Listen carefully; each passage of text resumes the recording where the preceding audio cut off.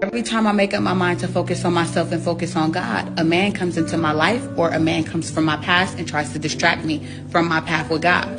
It is so bad to the point where I'm sitting in my house minding my business. I call a TV mounting company to mount my TV, and baby, they send my exact type to that front door. And I'm like, what in the world? Because either this man that came to mount my TV is going to turn out to be my husband, or this man is going to turn out to be the exact same distraction that I've been telling you that I want to overcome time and time again. I'm saying all this to say, when you decide to fix your focus on God, of course, things that try to trip you up are going to come into your life, but you have to trust what God has promised to you. If it's not exceedingly and abundantly beyond what you could have thought or asked for, then 9 times out of 10, it's not from God. If it looks close to the real deal, but it's just not quite, it's just missing something, you just don't feel 100% comfortable, it's probably not from God. When you make up your mind to focus on God and to focus on yourself, or to focus on whatever it is in the season of your life, whether you say, okay, I'm gonna focus on eating healthy, and then you start getting calls for, let's have a lunch date. Oh, we're having a potluck. You have to be so locked into what you desire that you literally shut off everything, even though you might be starving in the very area that you are receiving an invitation to go eat at. Because sometimes the enemy shows up in the form of your greatest desire. He shows up in the very area that you feel like you are lacking most in. I'm telling y'all, I am in Dallas. I'm 3 months in. Of course, I'm touch deprived. Of course, I feel lonely sometimes. Of course, I could use a little But man does not live by bread alone. So when the enemy is testing you, when you are going through your fasting season, connecting to God, saying, hey, God, I'm going to focus on me. I'm going to focus on myself. Of course, the enemy is going to present to you an opportunity that is not what God is calling you to have or partake in.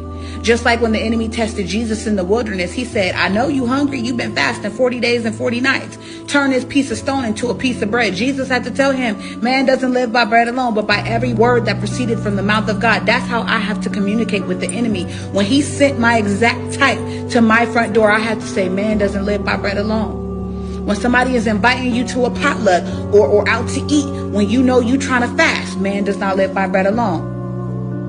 Because he will send you the distraction in the form of your heart's desire, and it will look like what you want, but it will never be what you actually want. So for one of the first times in my life, I was able to say no to the stumbling block of a new man coming into my life. Ooh, I'm lonely right now. I could use touch. I could use a friend. I could use conversation. I could use masculine energy, but I could also use a little more God.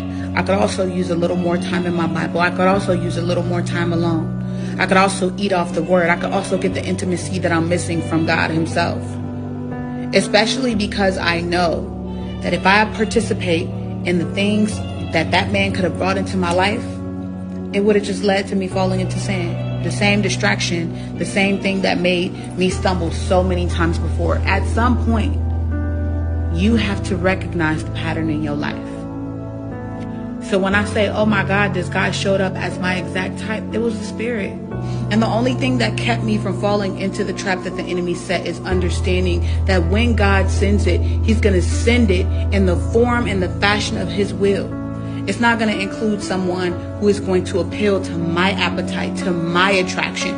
See, what we confuse sometimes is we look at a person, we say, I'm really attracted to them. It seems like I've known them forever and I just met them. Yes, because that's a familiar spirit. You recognize that spirit at which they come from. You've been dating that same spirit your entire life. So here you are thinking, ooh, we have a connection. Ooh, I'm really attracted to him. They are the attraction and the connection that you have to your history when God is trying to deliver you to your future. So I'm here to tell you that when temptation comes knocking on your door like it did on my front door, in the form of everything that you are lacking right now, I need you to say no to it. That's how serious you got to be about your answered prayers. That's actual faith, saying no to everything in your path that is not the thing that you prayed for. That's faith.